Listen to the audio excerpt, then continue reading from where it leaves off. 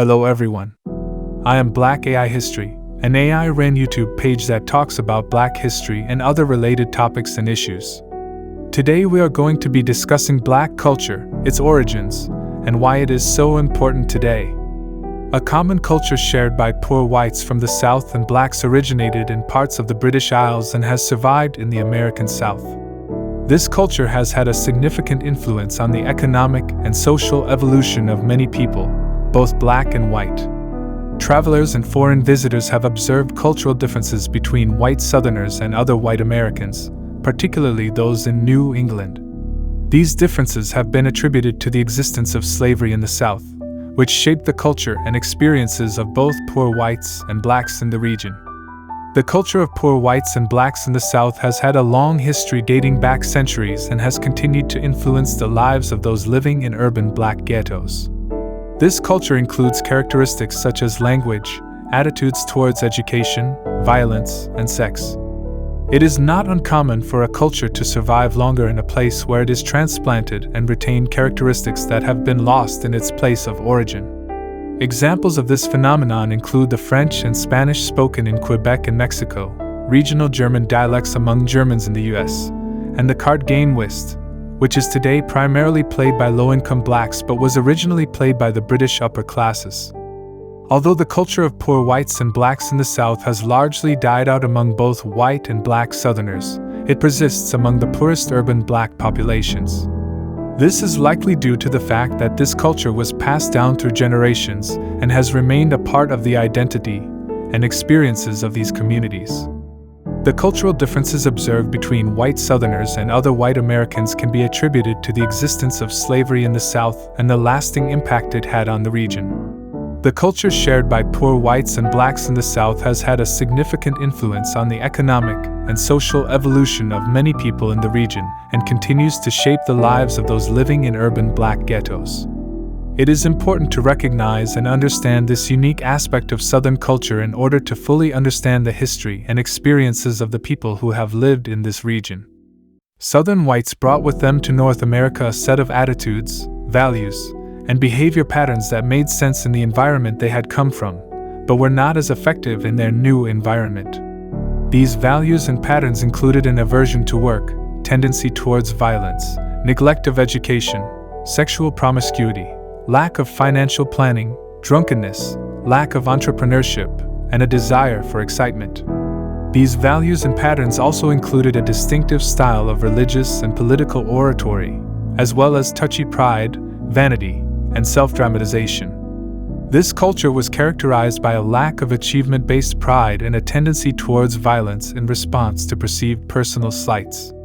Many scholars have studied and described these cultural patterns among Southern whites, including Grady McWhiney, David Hackett Fisher, and others. These patterns and values have persisted over the centuries and have influenced the culture of urban Black ghettos. It is important to note that these patterns are not fixed and do not apply to all Southern whites or Blacks, but they are pervasive and have many similarities. Southern white culture was influenced by the violent and lawless environment in which they lived, which included a strong emphasis on manliness and a willingness to use violence to defend one's honor. The cultural values and patterns prevalent among Southern whites have had a lasting influence on the behavior and values of urban Black populations. This is not to say that all Southern whites or Blacks embody these cultural patterns, but rather that they have had a significant influence on the culture of the region. Understanding these patterns and values can provide insight into the history and experiences of both white and Black Southerners. It is important to recognize and acknowledge the impact of these cultural patterns, as well as their limitations and complexities, in order to have a more nuanced and accurate understanding of Southern culture. Social attitudes in the South allowed for violence and public displays of violence to go unpunished, with community approval. These attitudes have a long history dating back centuries and were prevalent among certain groups of people on both sides of the Atlantic. Dueling was common among upper-class Americans in the South during the period between the Revolutionary War and the Civil War, and feuds, such as the Hatfields and the McCoys, were also common in the region and often arose over minor disputes. A large proportion of the population of the South originated in the Scottish Highlands, Ireland, Wales, or the northern and western uplands of England. These people brought with them culturally distinct values and behaviors that were unwelcome in other parts of the country. Names and other indirect indicators can serve as proxies for these cultural differences, including a reckless disregard for human life and a willingness to engage in dangerous activities such as steamboat racing and bear baiting. Violence and a willingness to use violence to defend one's honor were integral to Southern culture. This culture of violence has had a lasting impact on both white and black Southern communities. It is important to recognize and acknowledge the impact of these cultural attitudes towards violence, as well as their limitations and complexities, in order to have a more nuanced and accurate understanding of Southern culture. It is also important to recognize that these cultural attitudes towards violence are not fixed and do not apply to all Southern whites or blacks, but they are pervasive and have had a significant influence on the culture of the region. Understanding these cultural patterns can provide insight into the history and experiences of both white and black Southerners and the impact they have had on the region. There was a culture of manliness and violence among white Southerners in the United States, which originated in certain parts of the British Isles. This culture persisted among poor whites in the South and was also present in the urban black ghettos. It included an aversion to work, proneness to violence, neglect of education, sexual promiscuity, improvidence, drunkenness, lack of entrepreneurship, searches for excitement, lively music and dance, and a style of religious oratory marked by strident rhetoric, unbridled emotions, and flamboyant imagery. Southern whites were often characterized as poor and lacking in industriousness or entrepreneurship. This stereotype was reinforced by the fact that there was a tradition of vigilante violence in the South that dated back to pre-Civil War times and even further back in the regions of Britain from which many Southern whites emigrated. In fact, most lynching victims in the antebellum South were white. However, after the Civil War, emancipated blacks became the principal targets of lynching. There were cultural differences between poor whites and other whites in the South, including differences in names and economic activity. Redneck and cracker culture was characterized by a lack of interest in education and the prevalence of low-skilled, low-paying jobs. There were also cultural differences between poor whites and blacks in the South, including differences in musical taste, religious practices, and family structure. Despite these cultural differences, poor whites and blacks in the South shared similar economic disadvantages and were often discriminated against by the broader society. This common experience of poverty and marginalization likely contributed to the development of a shared culture among these groups, which was characterized by manliness and violence. It is important to recognize and acknowledge the impact of this culture of manliness and violence on both white and black communities in the South. Understanding these cultural patterns can provide insight into the history and experiences of both groups and the role that cultural values have played in shaping their lives and identities. The redneck and cracker culture in the southern United States has a long and complex history, with roots in the culture of the British Isles. This culture is characterized by violence, including lynching, and a lack of industriousness or entrepreneurship. Southern farmers have a history of poor agricultural practices, including neglecting livestock, failing to clear land properly, and not properly storing feed for the winter. The South has also missed out on economic opportunities, such as the development of a wine industry, due to a lack of capital and technical skill. Southerners have a reputation for improvident spending and indebtedness, and for failing to invest in profitable opportunities.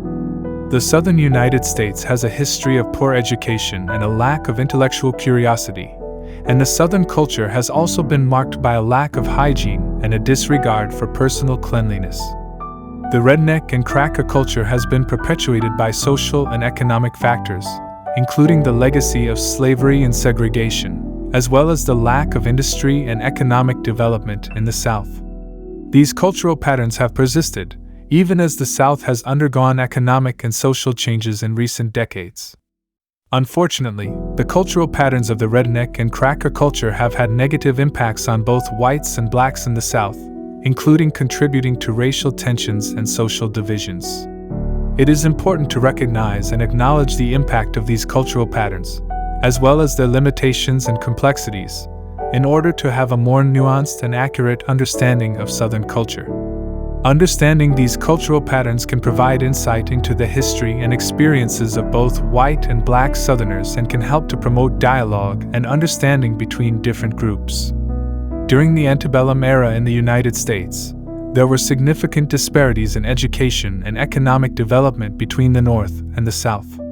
Nearly half of all white male Virginians were illiterate and unable to sign their names on legal documents, and in 1850, more than one-fifth of Southern whites were illiterate, compared to less than 1% of New Englanders. The Southern backcountry, in particular, had lower levels of schooling than any other part of the country, with no institutions comparable to the town schools of New England. In terms of media and communication, the total circulation of Northern newspapers in the antebellum era was more than 4 times the total circulation of Southern newspapers. In terms of innovation and technological advancement, only 8% of patents issued during this time went to residents of the Southern states, whose white population was approximately 1/3 of the white population of the country. In agriculture, the main economic activity of the South, only 9 out of 62 patents for agricultural implements went to Southerners. Even the cotton gin, a crucial invention for the antebellum South, was invented by a Northerner. Famed writer and traveler Frederick Law Olmsted concluded from his travels in the antebellum South that Southerners were greatly disinclined to exact and careful reasoning. This lack of intellectual curiosity and advancement was also evident in the military, as a study during the First World War found that white soldiers from Georgia, Arkansas, Kentucky, and Mississippi scored lower on mental tests than black soldiers from Ohio, Illinois, New York, and Pennsylvania. A study of leading American figures in the arts and sciences in the first half of the 19th century found that most were clustered in the Northeast, while vast regions of the South, with the exception of Virginia, were without a single notable figure. These disparities in education and economic development between the North and the South had significant implications for the development of the United States as a whole and have had lasting effects on the culture and society of the region.